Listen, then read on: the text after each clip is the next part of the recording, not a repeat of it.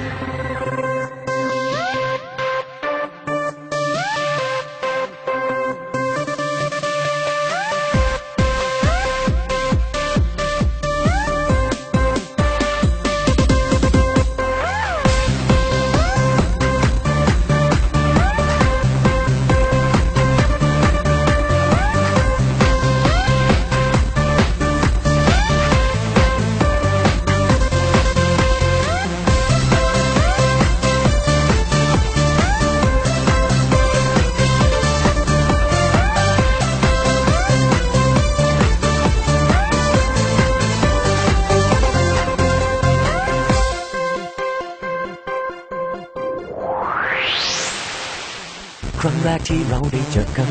วันนั้นเธอเป็นเหมือนฝันที่ฉันตามหาเมื่อฉันมองเธอก็สายตาจากรอยยิ้มที่เธอส่งมาจากเวลาที่เราใกล้กันจับมือเธอไว้ข้างใจฉันแค่นาทีเธอทำให้ฉันรู้สึกเหมือนตอน14ตอนที่ฉันมีแฟนคนแรกลึกๆข้างในมันวันมันไหวแปลกๆเธอรู้ไหมฉันเหมือน14อีกครั้งเธอทำให้ฉันรู้สึกเหมือนตอน14ตอนที่ฉันมีแฟนคนแรกลึกๆข้างวันมันไหวแปลกๆเธอรู้ไหมฉันเหมือน14อีกครั้งเธอทำให้ฉันรู้สึกเหมือนตอน14ตอนที่ฉันมีแฟนคนแรกลึกๆข้างวันมันไหวแปลกๆเธอรู้ไหมฉันเหมือน14อีกครั้ง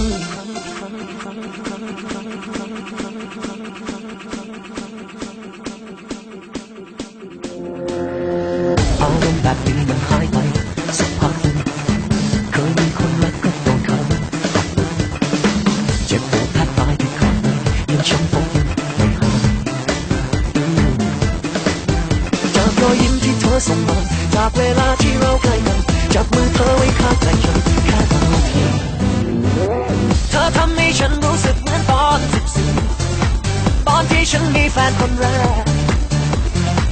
ลึกๆข้างในมันวันมันไหวแปลกๆเธอรู้ไหมฉันเหมือน14อีกครั้ง